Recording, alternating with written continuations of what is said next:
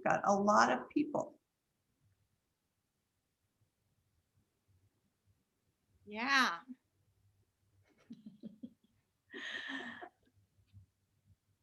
Shout out to everybody who's here to see Mrs. T. Shout out to the Janice groupies.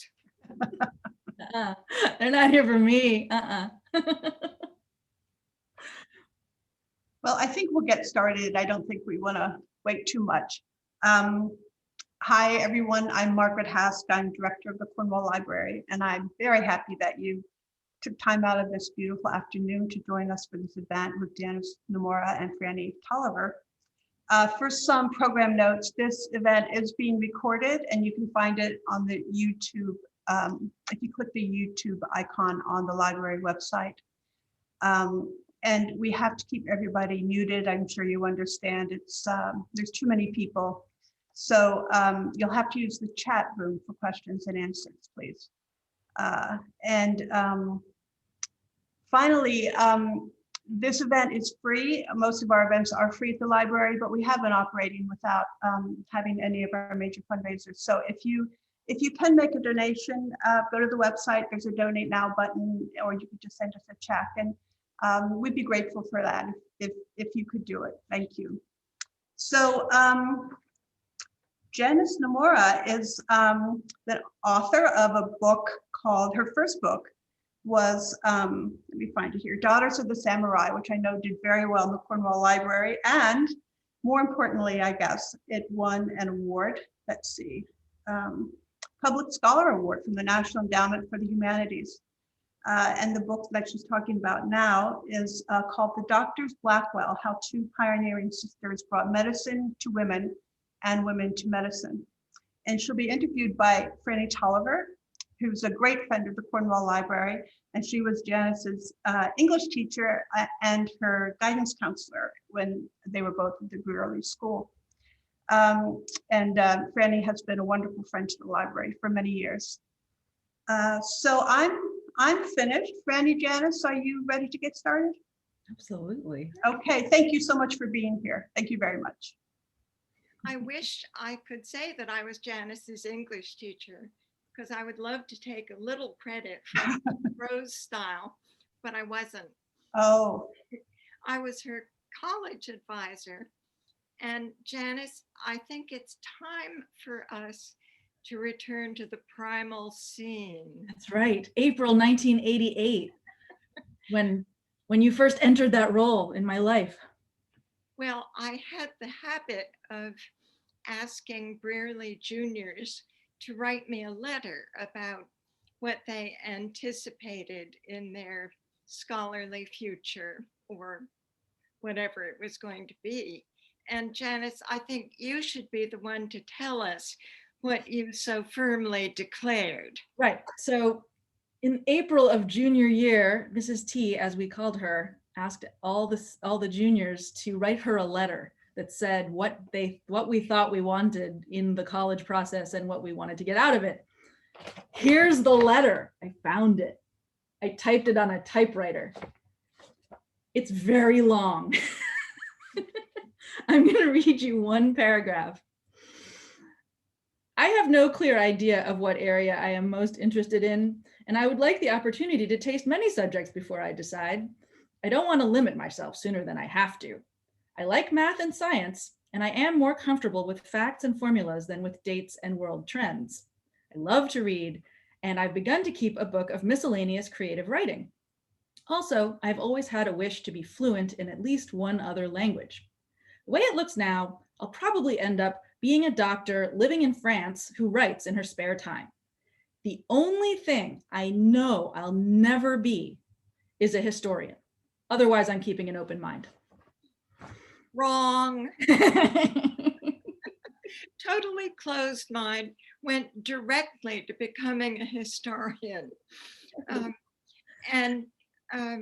We could pursue that a little farther because it's all part of your legend. But I think we should go now to the Doctors Blackwell. So I'll turn it over to you. All right. So I think I'm going to do kind of a speed version of my talk so that we have more time to chat. But I do want to kind of set the scene and give you some context. So I'm going to share my screen and put up some pictures. And yeah, okay. So the Blackwells. If you are familiar with the name Blackwell, it's probably Elizabeth Blackwell. And it's probably followed in your mind by the phrase first woman doctor. She was the first woman in this country to receive a medical degree in 1849. Her sister Emily, there on the right, followed her to become the third woman to receive an American medical degree in 1854. And together they founded the New York Infirmary for Indigent Women and Children, and then the Women's Medical College of the New York Infirmary. So I encountered the Blackwell story for the first time 5 years ago, and I found this shocking. I grew up, still live in the city where they practiced, where they founded these institutions. I grew up from the age of 5 at a proudly feminist all-girls school where I was the math science kid and graduated intending to be a doctor. How could I have never heard of them? So I went looking for them. And it turns out that they're pretty easy to find on the children's biography shelf. There are many versions of the story there. They always focus on Elizabeth. They rarely spend much time on Emily at all. They have much in common with each other. They all feature illustrations with a slim, young, attractive woman, well-dressed, wearing a stethoscope and bending solicitously over a grateful patient. This is a 1940s chapter book version. Mrs. Tolliver, Franny, you found another one of these in the Cornwall Library book sale last year, didn't you? Right. It was another version of this book. This is the modern middle grade version in the Brearley School Library. Again, nice clothes, stethoscope, grateful patient. Here's the picture book version, slightly perkier with hair bows, but there's the stethoscope in the bag waiting for the child to grow up. The Blackwell sisters look like this. They were never photographed holding stethoscopes. And even if they had been in the 1840s and 50s, when they were as young as the women in those illustrations, stethoscopes looked like this. So it was very clear that these picture books were partial. They were sanitized, they were sanctified. And as I followed the Blackwells more deeply into the archives, I found women who were much more complicated than that. And I became really eager to reintroduce them to the present in all of their glorious complexity and with all of their contradictions and all of their moments where they weren't necessarily admirable, where they weren't picture book princesses. I wanted the whole story, not just what fits in a picture book. So what's the story? The Blackwells, 8 out of the 9 Blackwell siblings, were born in Bristol, England, and came to this country as children in 1832. They were the daughters of a man who was a bit of a paradox. He had made his money in the sugar refining industry, and he spent all of his free time as an ardent abolitionist. Think about that for a sec. He was in pursuit of a dream, and in pursuit of the dream of making sugar, not from Caribbean sugar cane with the exploitation of enslaved labor, he wanted to make it in the North out of sugar beets without exploiting human beings. On the strength of that dream, he moved his family all the way from Bristol via New York, and then all the way out to the edge of the known universe in 1838 to Cincinnati, where almost before they had finished unpacking, he died, leaving now 9 children and a widow with about $20. His final lesson to his 5 daughters was that a husband is no guarantee of security. None of his 5 daughters ever married, but he had given all of his daughters the same gift of education as he had given his sons. Elizabeth was born in 1821. She had her 200th birthday last month on February 3rd. Happy birthday, Elizabeth. She was voraciously brilliant, socially quite awkward, and blessed with a healthy sense of self-worth. She admired the transcendentalist writer Margaret Fuller, who had at that moment in the mid-1840s written a bestseller called Woman in the 19th Century, in which she argued that humanity was not going to rise to a new level of enlightenment until women proved what they could do, claimed their own independence. She thought women could be anything by virtue of talent and toil. It's very close to the Brearley motto, actually, truth and toil. Talent and toil, not not sex. She thought women could be sea captains if they wanted to be. And Elizabeth thought of herself as someone whose life might be able to prove Margaret Fuller's point. I mentioned she had a healthy ego. She saw herself as someone who could be a beacon to other women and therefore to humanity. So she needed a way to prove this point. She chose medicine. Not because she loved science or because she particularly liked taking care of people. She thought sickness was a form of weakness. She thought bodily functions were disgusting. But medicine in this moment in the mid-19th century was an unusually clear way of proving this point. It was redefining itself both scientifically and institutionally. To this point, it had been considered more of a trade, the trade of midwives and barber surgeons. Increasingly, it was a profession of men who were legitimate by virtue of having earned a diploma from a medical school. And increasingly, there were medical schools in America. So Elizabeth thought, if I can find my way into a medical school and go to all the lectures and pass all the examinations, who can say that I am not as qualified as any man to be a doctor? And the fact was that in the 1840s in America, medical school was not the overwhelmingly challenging undertaking that medicine is today. This cartoon is from the 1820s and kind of gives you a flavor of it. Medical school at this point consisted of 2 identical 16-week terms, lectures only, 1 set of lectures repeated twice in 2 successive years. There was almost no practical instruction. You got a little dissection if you were lucky, and you graduated often with no practical experience. Elizabeth was pretty sure that if she could find her way into a medical school, she wouldn't have a lot of trouble finding her way through it. She knew that her intellect was up to the challenge. So at the age of 26, after a sheaf of rejections from most medical schools in America, she received an invitation to attend Geneva Medical College in Geneva, New York, at the top of Seneca Lake in the Finger Lakes region. That's the medical department building on the left as it once looked, and the spot where it used to stand. Geneva College has evolved into Hobart and William Smith colleges. The very idea of a woman in medical school was outrageous, not just because the idea of a woman doctor was outrageous, but because the idea of a woman who wanted to study the functions of the body in a room with men was appalling, scandalous. How did she get into Geneva Medical College? Well, if you looked at her memoir written 50 years later, it seemed like, oh, well, they just recognized her talent and sent her an acceptance letter, and off she went. The truth was a little bit more of a farce. The faculty were a little unwilling to just reject her out of hand, so they punted the question to the students and said, you decide. And the students recognized an opportunity to make mischief and unanimously voted to let her in. They thought it was a prank. Then they forgot about it. And then 3 weeks later, in she walked. She graduated at the top of the class.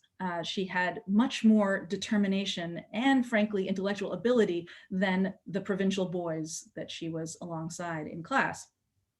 Then she needed some practical training, so she did what many American medical graduates did. She went to Europe, where the true centers of medical education were, especially in Paris. She found her way to this maternity hospital in Paris, housed in an old convent that still stands. We took this picture, we went and explored it. Here she had her, among her earliest exposures to the connection between poverty and public health. Any public hospital was serving the indigent, because people with any means would be treated at home and deliver babies at home. Here she also underwent a crisis that changed the shape of her career, if not its direction. This hospital served many women who were infected with venereal diseases. She was, and from one of them, from the infant of one of them, she contracted an eye infection that caused her to lose one eye. If you look closely at this portrait, you can see that there's a slight asymmetry in her gaze. She ended up losing one eye and wearing a glass prosthetic for the rest of her life. Very few people knew that she had this disability. She never spoke of it, but it did focus her more toward public health and away from surgery, which was now impossible. After recovering from this illness, she did not go home to convalesce. She continued on to London to continue her training, and there she made the acquaintance of Florence Nightingale. They were introduced by mutual friends. Florence Nightingale, at this point, not yet Florence Nightingale, the global celebrity, but just a young woman with big ideas and the frustration of having a family that desperately wanted her to settle down and get married. I like to think that this encounter with Elizabeth Blackwell was sort of an epiphany for Nightingale. Here's this woman who has left her family and any idea of marriage behind in America, has earned a medical degree, and is traipsing around Europe getting medical experience. Elizabeth Blackwell was proof that some of the ideas Florence Nightingale had about a career in health were possible. The two of them had this rapturous and intense friendship at first, and then grew to understand that there was a fundamental disagreement in their worldviews. Florence Nightingale believed that the role of women in health was as nurses and nurses only, and Elizabeth Blackwell was determined to prove that a woman could be a doctor. They would never converge completely on this, although Elizabeth did use a lot of Nightingale's ideas in her subsequent work. After her training in Europe, Elizabeth chose to return to New York, where she assumed that she would have no trouble setting up a practice. Women, of course, would flock to a female doctor to whom they could confide intimate ailments instead of having to tell them to a man. But no one showed up. There were no patients. Why not? Well, in 1851, when she returned to New York, the very phrase female physician did not mean nice young woman with a medical degree. It meant someone like Madame Rastel, the notorious Fifth Avenue abortionist, caricatured here as a baby-eating demon. A woman doctor, a female physician, was somebody who worked in the shadows, on the wrong side of the law. If you were a nice middle-class lady, you did not consult one, or if you did it in secret. Elizabeth suddenly found herself with no patients and no obvious way forward. Meanwhile, she had anointed her sister, Emily, 5 years younger, to follow her into medicine. She had recognized that this was going to be an arduous and lonely path, and she wanted company. So she claimed Emily to follow her. And Emily, who was actually much more interested in natural science than Elizabeth ever had been, agreed. Followed her along, had even more trouble getting into medical school than Elizabeth had. Even Geneva College said, no, please don't come here. We've had enough of women in medicine. And meanwhile, women's medical colleges had opened, which made it even easier for mainstream men's medical colleges to say no to women. Emily didn't want a degree that was any less prestigious than the one her sister had earned, however, so she struggled and finally earned her own mainstream medical degree from Cleveland Medical College, which has since become Case Western. Then she too went off to Europe and studied in Edinburgh with the flamboyant physician James Young Simpson, a very prominent obstetrician and gynecologist who taught her an enormous amount. She really was learning at the leading edge of her profession. But her growing skills were not enough to protect her from this kind of snark, which Emily had come in for, which Elizabeth had come in for earlier in the press. This is a caricature in the London satiric newspaper Punch, showing Emily on the right, wearing the scandalous bloomer costume of a women's rights activist, which, by the way, Emily was not, and a ridiculous hat, squinting through spectacles at the only patient who would possibly consult a female doctor, a lapdog, being clutched in the arms of a much more conventionally female and feminine young maiden. Luckily, both Elizabeth and Emily were very good at ignoring this kind of silliness. Then Emily has received her training also in Paris and London, in addition to Edinburgh, and she returns to New York to join Elizabeth. And together, at last, they found the New York Infirmary for Indigent Women and Children in 1857 in a building that still stands in the Village on the corner of Bleecker and Crosby. It was the first hospital staffed by women, and their intention was not just to give poor women a chance to consult doctors of their own sex, but also to provide a place for the slowly growing numbers of female medical graduates to have a place to get practical education, the kind of training that they had had to go to Europe for. And then after the Civil War, the sisters added ironically, a women's medical college because the men's medical colleges had continued to exclude women, and the women's medical colleges that were open were pretty mediocre. So the Blackwell sisters decided to open one of their own that would be even more excellent than the ones that they had attended until such time as women were admitted alongside men. So that was just their professional lives. Personally, they were just as interesting. Both sisters adopted daughters. Emily lived with a female partner and fellow surgeon, Elizabeth Cushier, her name was, for the last several decades of her life. Two of their, sorry, that's the catalog of the Women's Medical College. Skip that one. Two of their brothers married two of the most prominent feminists of the day, Lucy Stone, the suffrage activist, and Antoinette Brown, the first woman in this country to be ordained as a minister. To complicate matters, these sisters did not really see eye to eye with these sisters-in-law. Elizabeth and Emily had a lot to take up with the emerging women's movement. They were not aligned with it. It makes the story even more complicated and interesting, I think. They also didn't really agree with each other, Elizabeth and Emily, about the role of women in medicine. Elizabeth increasingly gravitated toward public health and policy and moral reform. Emily wanted to be as excellent a practitioner and surgeon and medical professor as any man. So after the founding of the Women's Medical College in 1869, they parted ways.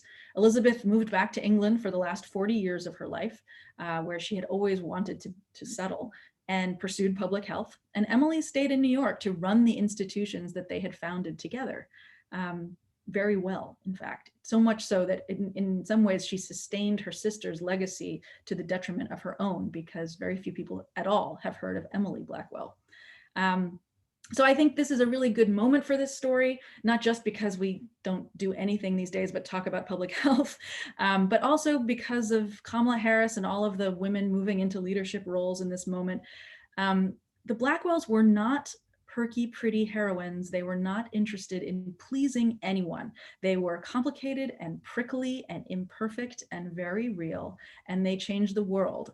And I think it's important for us all to be better about celebrating trailblazing women who aren't always adorable. So that's my slideshow. I'm going to unshare this and we can get back to chatting. There. Thank you. As you spoke of their prickliness, I thought of the word that the Times reviewer used in writing about your book and about the Blackwells. The reviewer called them spiky. And it seems to me that that's pretty much what they were. And it leads me to my first question, which is, were people afraid of the Blackwell sisters? Were people afraid of the Blackwell sisters? It depends who. Well, I mean, in the larger sense, I think everybody was afraid of the Blackwell sisters because they were trying to overturn something that was the status quo. Anybody who is trying to smash taboos is scary. So, you know, the idea of a woman wanting to study anatomy in a room full of men was terrifying to a lot of people. Personally, you know, people keep asking me, you know, which one of them would you want to have coffee with? I'm not totally sure I'd want to have coffee with either of them.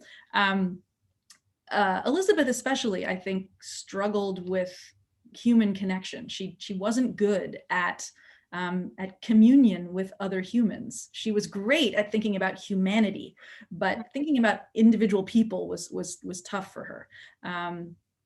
Emily, I don't think was quite as scary, but I do think she was formidable. You know, in the eulogies that were given for both sisters, they died within months of each other, and there was a big celebration of their lives at the New York Academy of Medicine in 1910. And the eulogies for Emily spoke of her with great warmth and deep respect.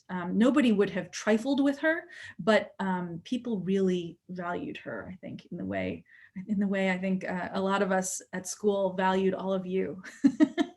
We're not to be trifled with, but we loved you. Well, you point out that each of the sisters adopted a daughter. but that they had quite different relationships with those daughters. Maybe you would. Right, that speaks to the scary factor for sure. Elizabeth, in the mid-1850s, when she's sort of becalmed in New York before Emily returns to join her, became really lonely and a little bit depressed.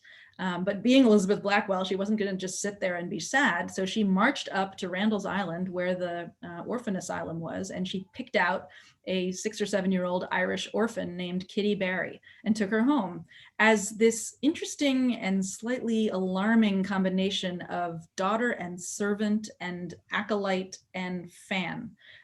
Kitty was meant to grow up and be Elizabeth's companion. She was never invited to call her anything but Dr. Elizabeth.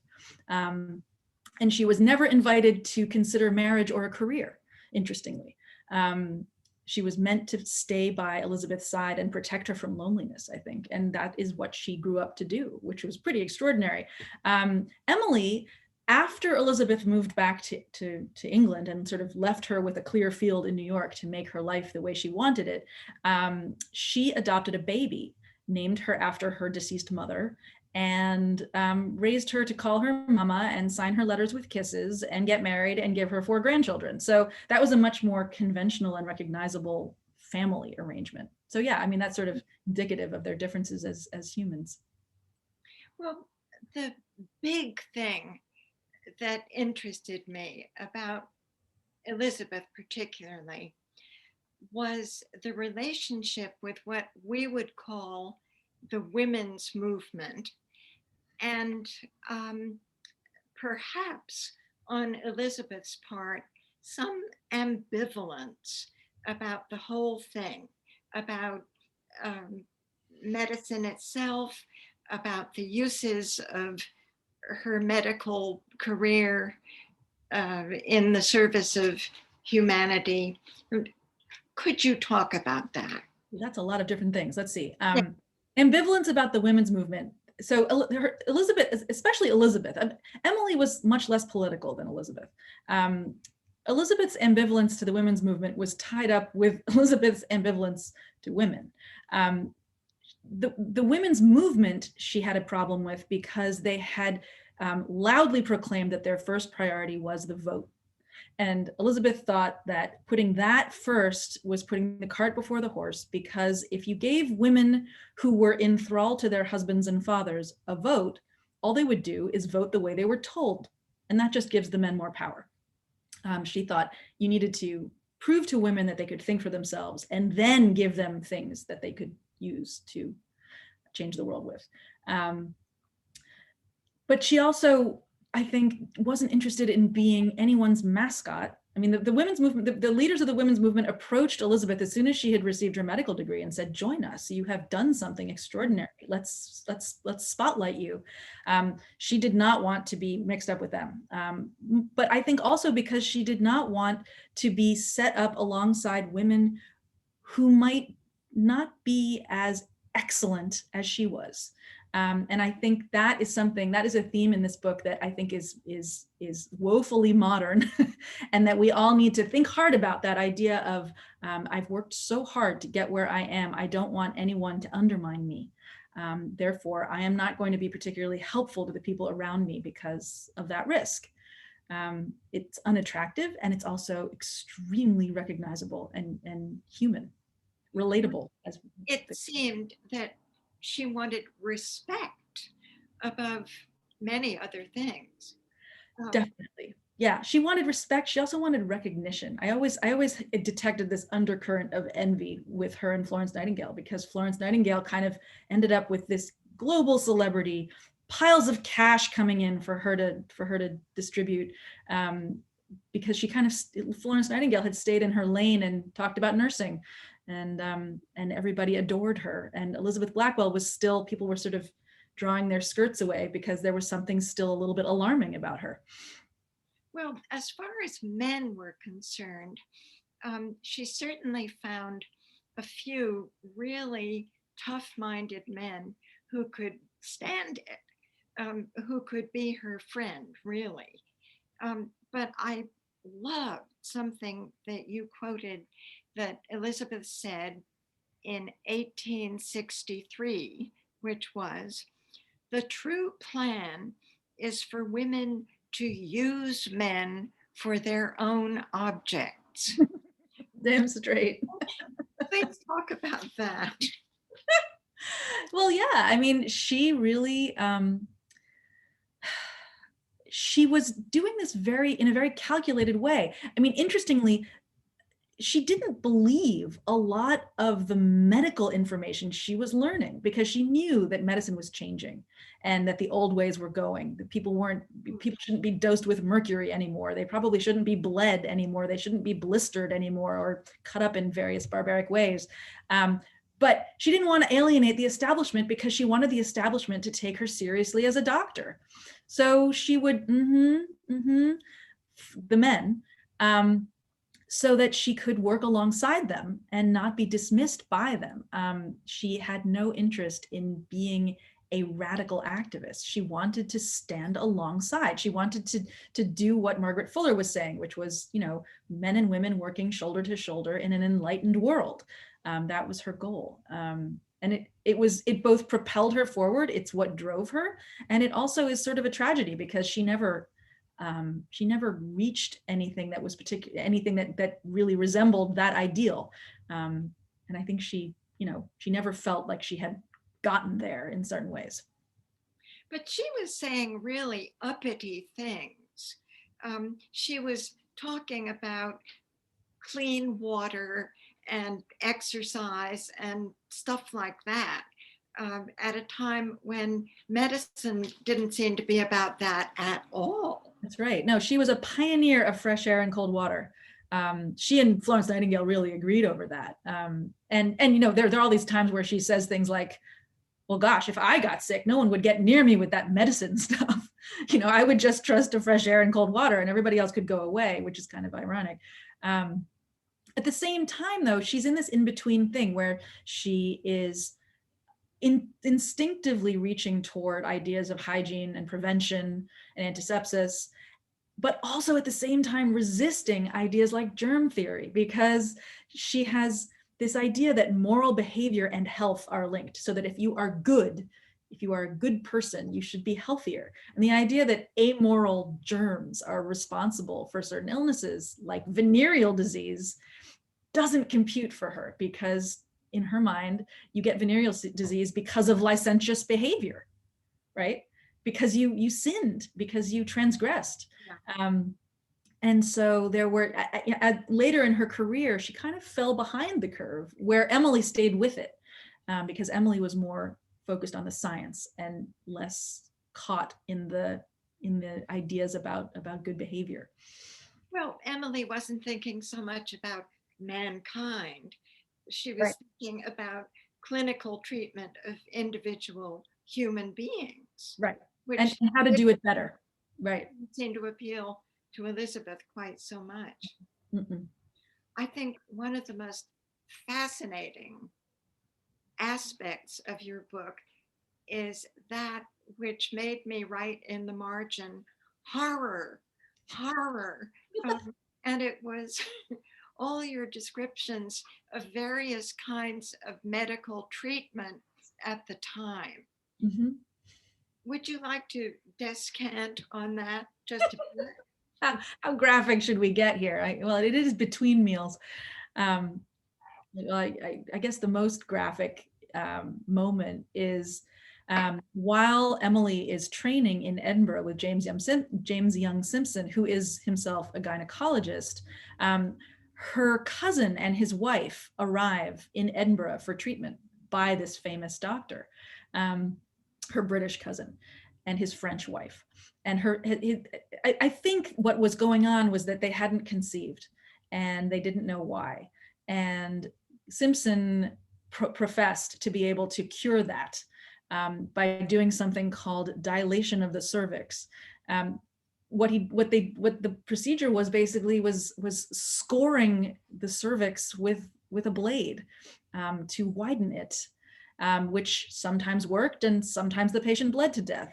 So that is an interesting moment in the book where Emily is watching this diagnosis happen, writing about it to Elizabeth in New York. Elizabeth writing back saying, it sounds kind of barbaric to me, instinctively knowing that this was not a great idea, but the cousin and his wife going through with it because this is a doctor with a big reputation, and then Emily nursing the cousin's wife through several rounds of infection afterward. Kind of sums up the whole moment of transition in medicine away from barbaric. And although, you know, it also makes you think 150 years from now, what are people going to say we did that was barbaric? Because it's a continuum, right? We haven't figured it all out.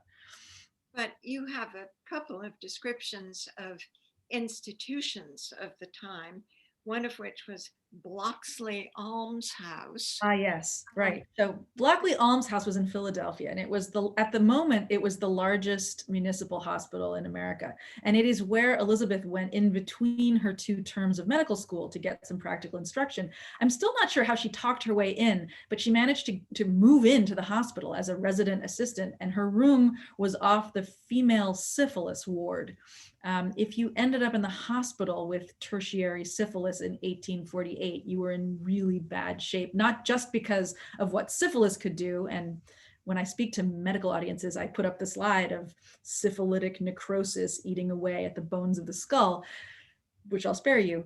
But it was also treated with mercury, which caused its own whole suite of problems. So by the time these women made it to Bloxley Almshouse, they were in desperate shape, and they were her first exposure to patients, really, which taught her a great deal about those connections between poverty and health, between venereal disease and the plight of women.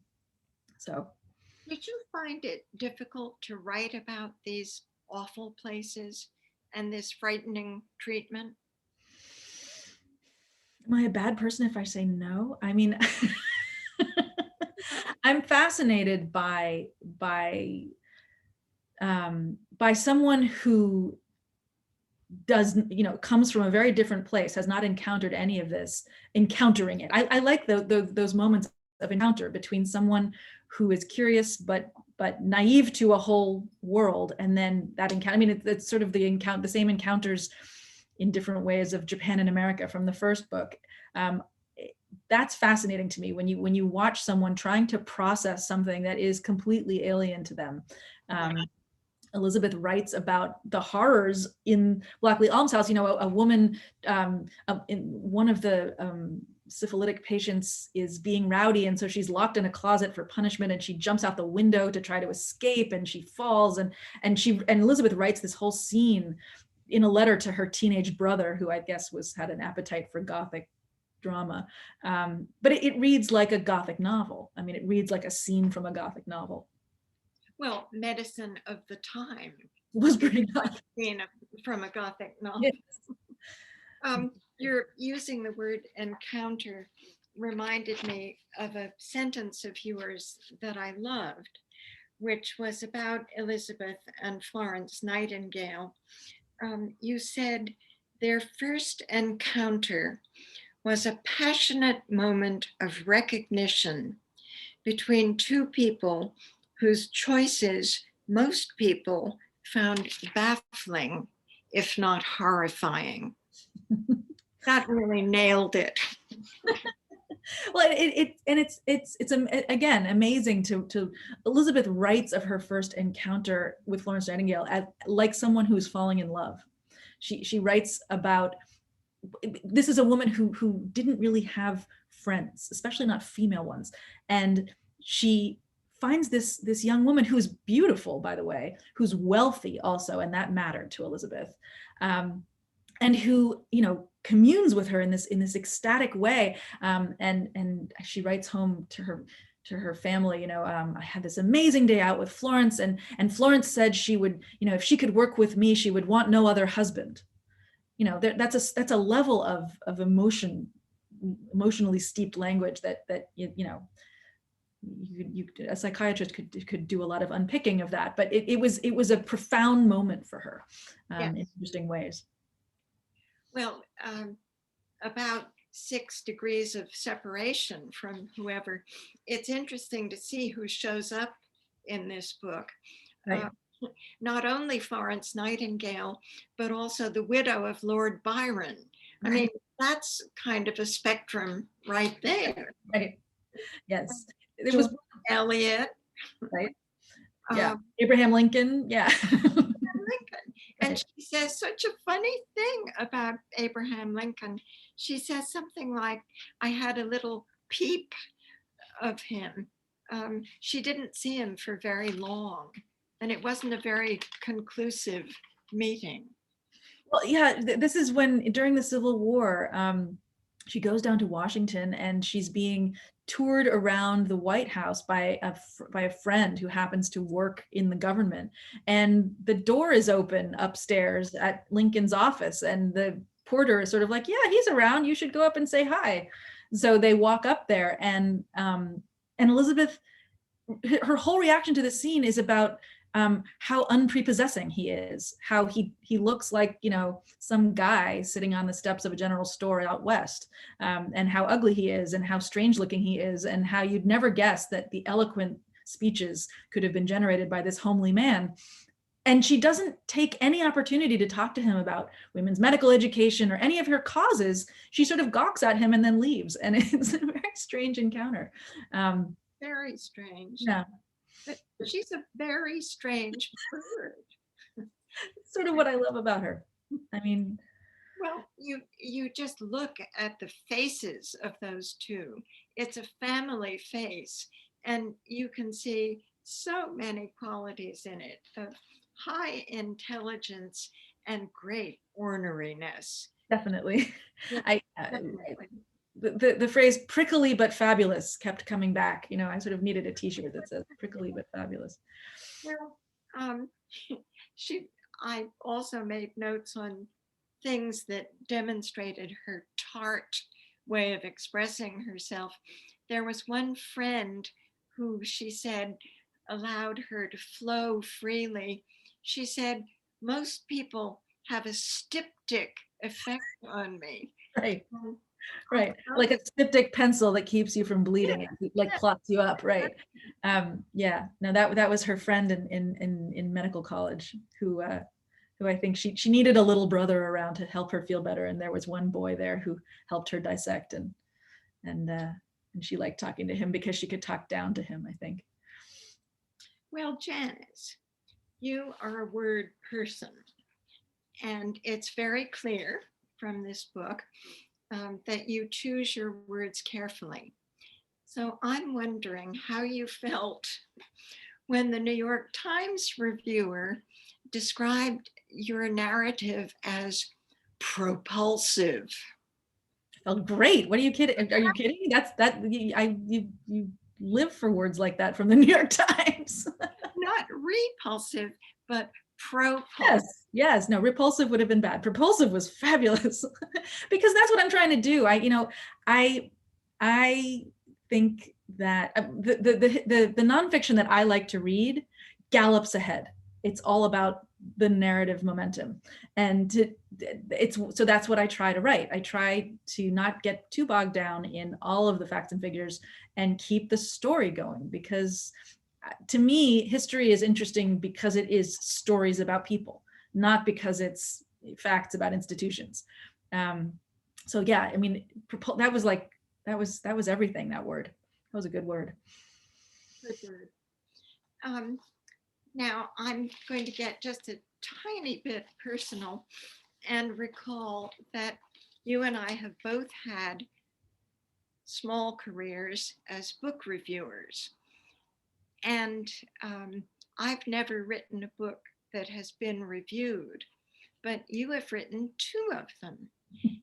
And I wonder if you have any wise reflections about reviewing versus being reviewed.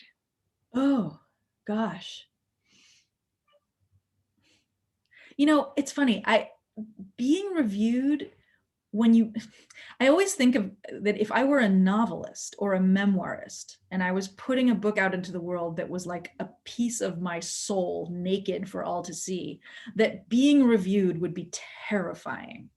But I don't feel that way about the experience of being reviewed for this kind of writing, because these are not my stories. These are the stories of other people. I'm just retelling them. So I don't feel like my ego, my identity is being judged. Only my ability to tell a story. And mostly when people review nonfiction, they do a lot of retelling of the story, which is all good. I mean, that's the whole point, is to share a forgotten story. So I don't find that particularly scary. I think it's funny, I haven't done a lot of reviewing in the last couple of years because I've been working on this. I'm curious to see how it's going to change the way I review going forward, because having received this and being so grateful for it, I have a new respect for the power of the reviewer, and I think I'm going to wield it more carefully now. How would you be more careful? I don't know, maybe just in terms of knowing what bits of reviews I was most interested to read, the words that meant something to me, and put in more of those and less of the summary of the book itself. And because I think for both reviewer and the reader of a review, it's the editorial content that's more interesting, not the summary.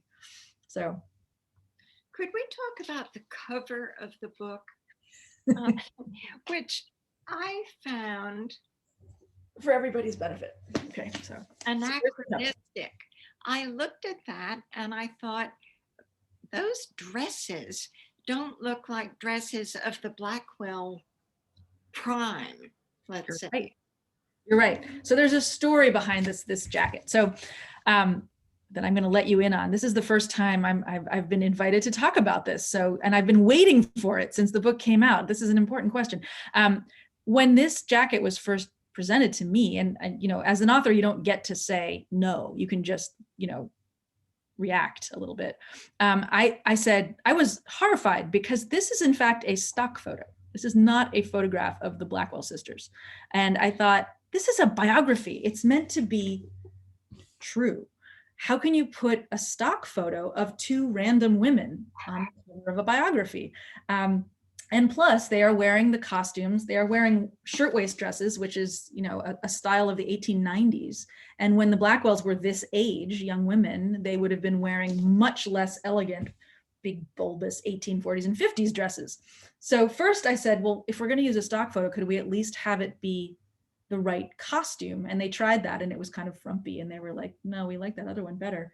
But then a wonderful thing happened, and I happened to be proofreading the final proofs of the book, and I got to one of the final scenes of the book, which is the final graduation ceremony of the Women's Medical College in 1899, in which the reporter covering the scene describes the graduates sitting on the dais wearing white shirtwaist dresses, just like the women in this picture.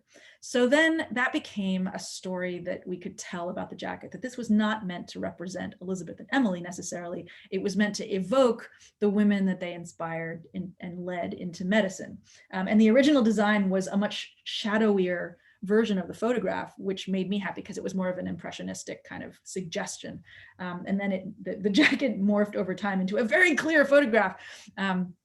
So that is the rationale to me that works for that jacket image. It's a great jacket, but there was a part of me that just was startled by that use of the photo.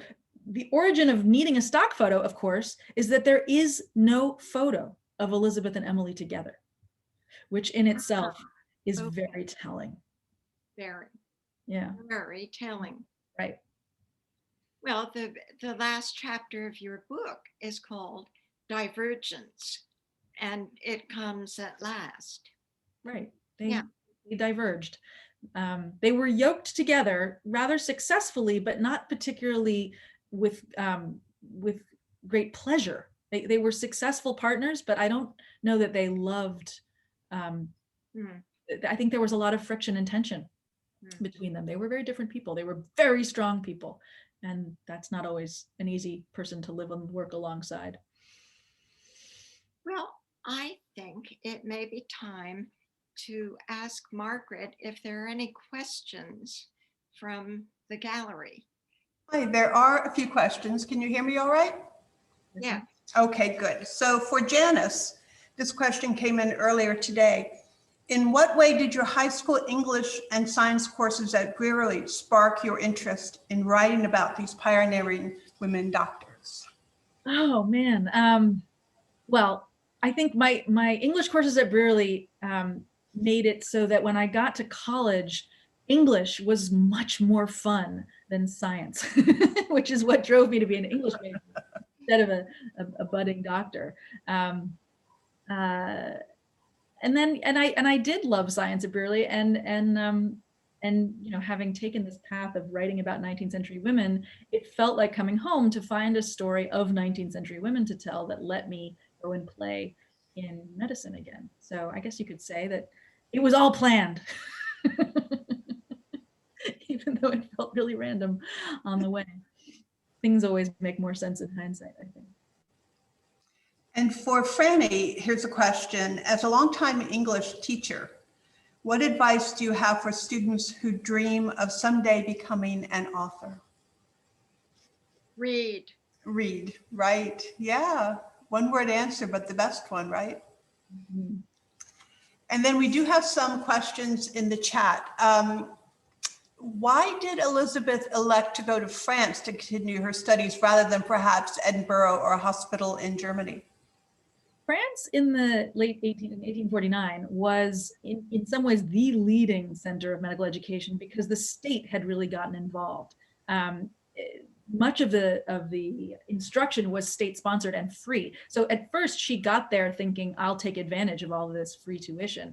Of course, she couldn't get into any of the lectures because she was wearing a dress, and she refused to dress in drag and pretend to be a man because the whole point was to prove that a woman could do this. But she did benefit from it because La Maternité, the maternity hospital, was a hospital sponsored by the state that brought young women from all over France to learn how to be midwives. And so not only was there a huge volume of obstetric cases coming through, but there was a real emphasis on teaching women in that hospital, and she was able to take advantage of that. It ended up being a great move, except for, of course, the tragic accident that caused her to lose one eye. Ooh, yeah. And another question, how did the sisters support themselves as students in medical school and living overseas? So at first, you know, when Elizabeth decided that she was going to go to medical school, first she spent a few years teaching and saving money. She went wherever there was a teaching position. She went to Kentucky, she went to North Carolina, and then South Carolina. Oh, hi, Zoe. Here's Zoe. She just opened the door. Excellent. So they earned their own money by teaching. And then, you know, there was this funny gender inversion among the Blackwell clan of siblings, because when their father died and left them really kind of teetering on the edge of ruin, the three eldest children were women, and they immediately started a school in their house and kind of rescued the family from penury. And then the brothers, who were sort of toward the middle of the pack, as they came of age and started to become earners themselves, they were unusually willing to support their sisters in these strange professions that they were pursuing. So their brothers were giving them money. And then by the time they came back and founded institutions, then there were donors and supporters and state money, things like that. And Janice, can you speak of your necklace in the building in the village and the infirmary building downtown? Right. So I mentioned that the building that the infirmary was founded in is still there. It is owned by a woman who is an extraordinary jewelry designer and who discovered the Blackwell story long before I did and was inspired by it to create a collection that she calls Blackwell. This is a pendant from the Blackwell collection that was made in the building where the infirmary was founded. So that's sort of my my talisman. Story. And there's a suggestion here, Elizabeth perhaps has Asperger's syndrome. Has that ever been suggested? I mean, I think it's a natural conclusion to draw that she was that she struggled with social interaction, and if you know if Asperger's is one name for that, I suppose. It's hard, you know, as with any modern lens that you try to use on the past. It's hard to know, but certainly it fits as an explanation for the struggles that she had to connect to other individuals. Another question, wondering whether the letters, whoops, this moved, to Elizabeth and Emily were preserved just by chance, or was it by intention of one or the others? Well, I mean, people saved letters in the 19th century. That's, this is, saving people's letters was not unusual. And also, once somebody had done something extraordinary, people saved them even more. I mean, Elizabeth was a public figure. You tended to save the correspondence that you had with people who were of note. There were 9 Blackwell siblings. They never stopped writing to each other. So there was a lot to save. And when 2 people are writing to each other, then you can, things get lost and the holes become insurmountable. But when 9 siblings are writing to each other, there's always some. You could fill almost any hole. There were thousands and thousands of pieces of material. Here's a question that ties both of your books together. How did your experience of living with the Blackwell women compare to your time living with the Japanese women who also broke barriers with their educational and career paths? Yeah, there's some real similarities in the 2 stories. I think because since both sets of women, the Japanese women, the 2 Blackwell sisters, were among the earliest women breaking barriers in their respective contexts, they were very much in the earliest feminist mold, which was the way to do it is to be undeniably excellent, and the world will bend toward you in recognition, right? Just do it really, really well, whatever you're doing. Don't be noisy about it. Don't be a radical. Don't be an activist. Don't make a fuss. Just be perfect, and you will be acknowledged, and the world will change. That was definitely Elizabeth and Emily's approach. And then they sort of, like the Japanese women, also looked down on the subsequent generations that became noisier, even a half generation. I mean, Lucy Stone with her bloomers and her, wanting to keep her last name and reading a proclamation at her own wedding about marriage equality, that seemed, really kind of appalling to Elizabeth. Did Elizabeth ever have any kind of romantic relationship, and did Emily have a conventional marriage? I don't have any record of Elizabeth having a romantic relationship. She definitely had strong feelings about people along the way. She was never really able to act upon them. That's hard to know what the causality was there. Emily did have a female partner for the last 3 decades of her life. And I have been called out a little bit for not making that a more explicit relationship in the book. All I can say is that I used everything I had. They didn't write down a whole lot about how they felt about each other, what kind of intimacy they shared. I know that their relationship was a loving relationship. They were each other's most important person. Whether that looked romantic or sisterly or daughterly, I don't know. And I'm reluctant to guess because I've never met them. It's interesting. Greenwood Cemetery in Brooklyn, which is a wonderful place to explore, is the site of the Cushier family plot, where Elizabeth Cushier, Emily's partner, is buried. And when I found the grave, somebody had planted a rainbow flag on it, which at once was very moving that someone knew this story and was, recognizing it and honoring it. And then I also thought about the fact that if Elizabeth Cushier and Emily walked by and noticed that their place had been claimed by a political movement, they might have been really irritated. So there's a fine line there, and I respect these women too much to guess about how they felt about each other. Okay. Oh, Franny, were you going to say something? I was just going to begin to say thank you, because I think we have reached the time of adjournment. We have reached 5 o'clock. So I can't thank you enough. This has been fun and interesting and really a wonderful way to spend some time. And I hope everybody goes out and buys your book and loves it. And Franny, thank you for bringing this to us. I can't think of a better way to spend the Good night, everyone. Bye-bye. We're going to close the meeting now. Bye. Thank you. Thank you so much.